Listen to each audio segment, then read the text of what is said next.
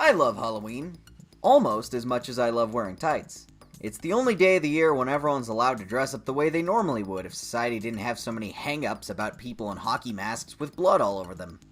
It's the day when you can leave all the entrails and cobwebs in your house and just tell everyone they're decorations. But on this recent Halloween in particular, I felt like testing an age-old bit of controversy in the comics that has never had a definitive answer. How did Spider-Man make such a kick-ass costume when he's poor and has no sewing experience? Most teenage boys I know aren't that great at sewing, so he must have had a difficult time putting it together. The adaptations ever since have always kind of glossed over it one way or another. The Sam Raimi movies show him drawing it, and then he just has it one day. And it looks like a $100,000 rubber suit with no visible seams. Then Andrew Garfield made his by, something to do with silk screening and sunglasses. They don't really cover the gritty details either. Although I do like how his suit looks kind of unfinished and messy.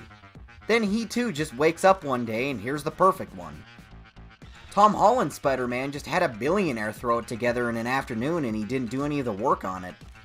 Even in the Ultimate comics, it's a professional suit made by a wrestling federation and he just draws some lines on it. I guess what we can gather from these examples is that him making it himself is kind of unrealistic, and they either just say he did all the hard parts off screen or he had someone else do it. Well, let's test that. With less than $100 and some junk I found at a Halloween store a few weeks back, I'll build my own suit. I have about as much sewing skill, just as limited resources as Peter Parker, and we're about the same age, so why not give it a shot? I think using the comics as a sort of blueprint for all of the pieces, we could build something pretty cool. The first step is gathering materials. The Spider-Man Ultimate Guide has an entry about Peter hearing that his school's dance team was throwing away a bunch of spandex bodysuits. So naturally, he does his dumpster diving routine and finds one that fits and grabs a couple of extra ones for additional material to cut up. That means he didn't have to take all the annoying measurements for every square inch of his body and then cut a log of fabric to fit a pattern. He had a suit that was his size and he just attached a bunch of extra parts to it like any lazy-ass teenager would. Perfect. I'll find something similar. During October, I worked at a local Halloween store that's only open seasonally, and I found a bunch of Lycra bodysuits near the back of the store that were just not getting sold. So I bought them myself with the intention of slicing them up with scissors. Close enough. And I also found these cat goggles in there with reflective plastic lenses. Sure, these were probably meant for like a Catwoman costume, but they'll suit my needs. I figure Aunt May has a sewing machine and various equipment lying around the house since she is an old lady. And we all know every woman over the age of 50 owns a vast amount of sewing supplies. Now the fun part, attaching plastic to spandex without ruining either of them. Well, I could just wear the goggles over the mask like a chump, but we can do better than that. That means I'll grab a Dremel tool and hack this thing into shape. The mask will both be lighter and fit better with these pieces segmented and attached on their own. I practiced this with a pair of Spider-Man sunglasses and a store-bought costume for Comic-Con earlier this year. I have to be really careful not to make a stray mark that scratches the lenses. For safety, I put cloth over the shiny part. It's also way easier to see through this than white spandex. I think it's a little dumb how they always half-ass drawing it and just make the eyes solid white. And then the movies try to make it solid white too. If they're polarized lenses, how the hell does he see with them at night? Whatever. Anyway, after you snap the glasses into a million pieces and cover yourself in black dust, you drill a series of small holes in it to thread a needle through.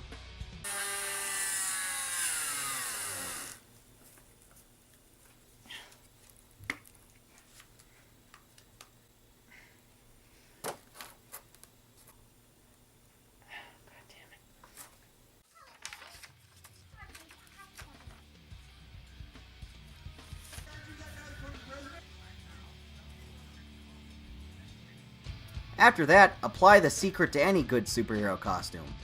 Glue. Fabric glue to keep the edges from fraying and liquid stitch to attach the plastic. Then you put the stitches in after the glue hardens. That way you have a backup if the glue gives out and you have a backup if the stitches snap, which is liable to happen in this line of work.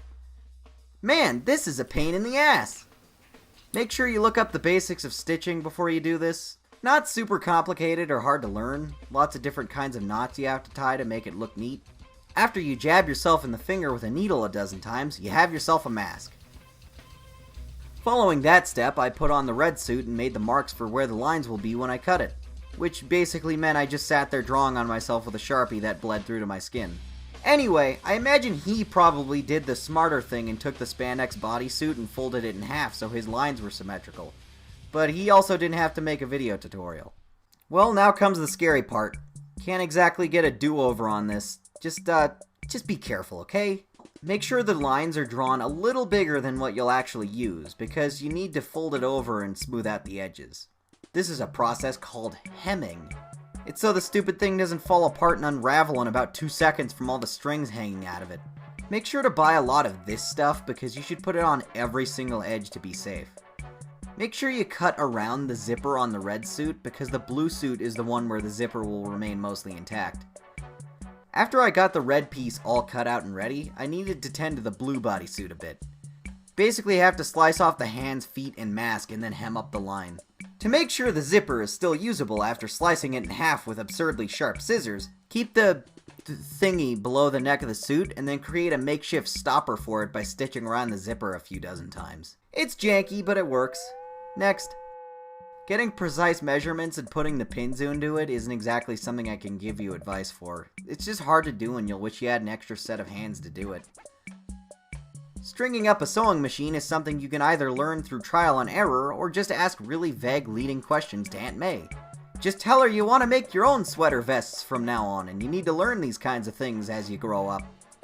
Hemming lines is super easy if you're competent and know what you're doing. As you can tell by how straight that stitch is, I am not competent or know what I'm doing. The worst thing about a secret identity is that you can't ask someone else to do your sewing. Now, after snipping the blue suit down to fit what we need, you can start erratically doing whatever you feel like in no particular pattern to put off using the sewing machine and hurting your pride anymore. So let's draw on some lines.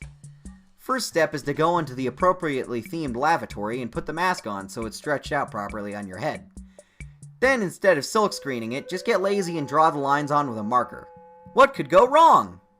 After washing the lines off of your face and pussing out of that like a huge coward, find a mannequin to put the mask on. As soon as you come to the realization that you don't have a mannequin, it's important to follow these steps to the letter. 1.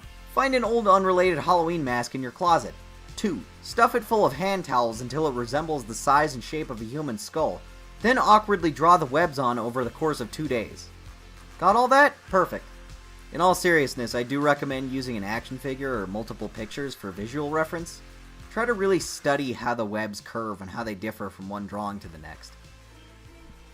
Alright, enough stalling. Get the red piece cut out the right way and put it over the blue suit. Take the 3 hours necessary to pin every piece of the blue suit to the red. Try doing this in your living room while a good TV show plays in the background so you don't get bored. Oh, and an additional step is to get one of the needles to puncture clean through your arm in 2 places and bleed a little on the suit. Authentic battle damage, I call it. Jesus, this is a train wreck. What am I even doing?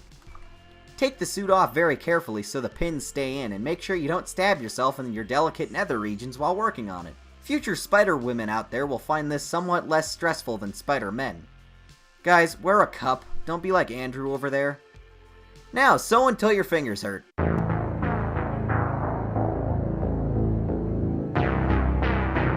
If you want to look neat and hate yourself, flip it inside out and have all the threads on the inside of the suit.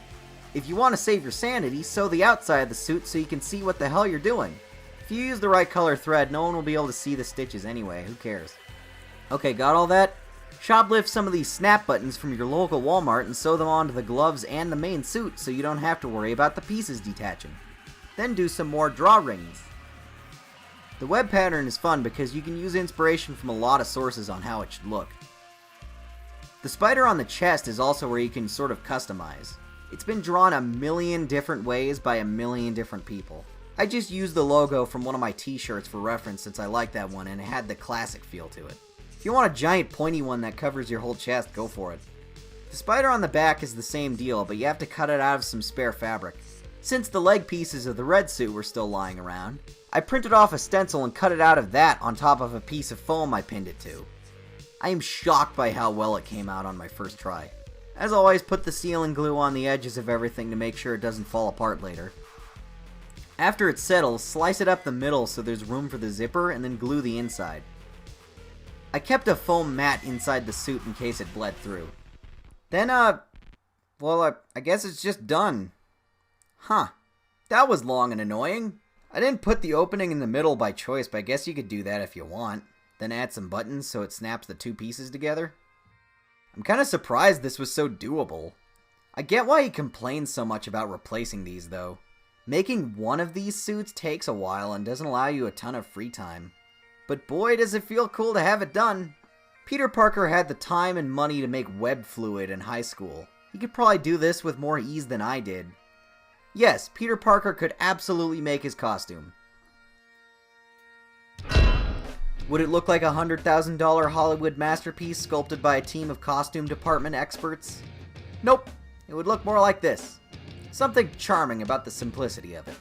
And now that I've given you these hectic and disorganized instructions, you too can live out childhood fantasies of running across rooftops and getting stabbed by muggers in dirty inner-city alleyways.